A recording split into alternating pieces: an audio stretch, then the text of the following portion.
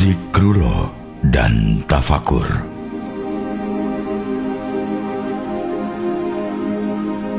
Ketika seseorang sudah selalu berada dalam zikrullah, wujudnya lambat laun terbebas dari sifat mementingkan diri sendiri dan dicerahi dengan sifat-sifat Allah. Tujuan awal zikrullah adalah memusatkan perhatian. Jika hal ini sudah tercapai, maka ia akan menyadari adanya berbagai godaan jiwa.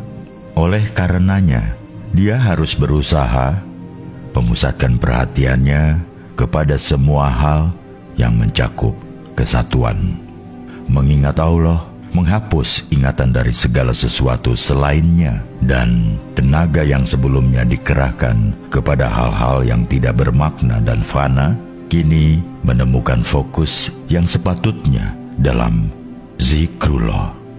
Demikian pula, pertentangan psikologis dihilangkan.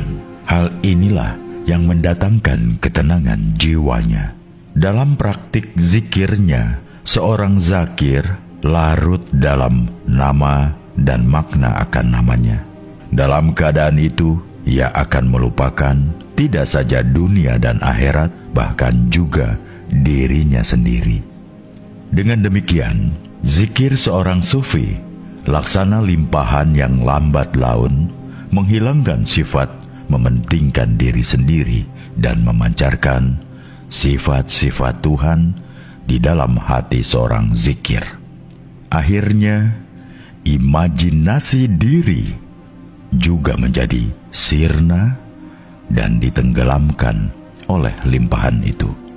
Ini menandai akhir perjalanan spiritual dan awal samudra kefanaan diri. Zikir ini untuk menjernihkan ruh al-idafi sehingga mampu menyongsong nur Allah. Sedangkan tafakur adalah perenungan mendalam yang menjadi pembuka dan awal bagi proses meditasi atau hening. Ungkapan lain yang terkenal yang berimbang dengan pengertian fikir dan tadabur adalah penghayatan makna. Perintah tafakur ini banyak didapatkan dalam Al-Quran, terutama frasa. Sesungguhnya yang demikian itu terdapat tanda-tanda atau kekuasaan atau penampakan Allah bagi orang yang berpikir. Frasa ini banyak disebutkan pada bagian akhir ayat di dalam Al-Quran. Di antara ayat-ayat yang penting menyangkut tafakur atau tadabur ini adalah Quran Surat Ali Imran, Al-Baqarah, Yunus, Al-Araf, Al-Hasir, Al-Rum, dan Al-An'am. Nabi Muhammad SAW dalam berbagai riwayat juga mengemukakan bahwa bertafakur sesaat lebih baik daripada 70 tahun beribadah. Tafakur akan mencerdaskan hati, dan tidak ada ibadah yang nilai keutamaannya seperti bertafakur. Imam Al-Ghazali dalam kitab Kimia Al-Sa'adah menyebutkan bahwa bertafakur dapat menimbulkan perkembangan berantai. Pertama, kesadaran, ma'rifah. Kedua, sebuah keadaan rohani atau halah. Dan ketiga, hiasan perbuatan atau amal. Dalam tasawuf, yang menjadi objek tafakur adalah kekasih yang mutlak. Segala sesuatu yang lain dibersihkan dari pikiran. Dalam tafakur inilah para sufi banyak melibatkan cinta, bukan hanya dilakukan dengan akal. Kaum sufi lebih mengutamakan kemampuan zauq atau rasa dalam tafakur dibandingkan akal rasional. Namun bukan berarti bahwa pola tafakur kaum sufi atau cara sufi secara umum tidaklah rasional. Hanya saja rasionalitas kaum sufi adalah bentuk rasionalitas yang dibarengi dengan kecerdasan rohaninya.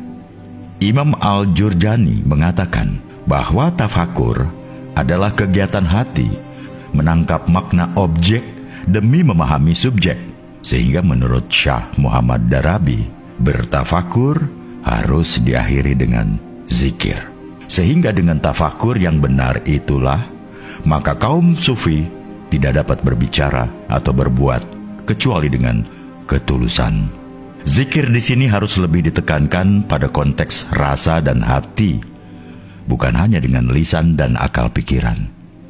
Lebih dari itu, bagi para sufi, ibadah solat sebagai ibadah yang utama haruslah disertai dengan tafakur. Syekh Abu Al-Hasan Karakani mengemukakan bahwa orang yang solat dan berpuasa dekat kepada manusia, sedangkan orang yang bertafakur dekat kepada Allah.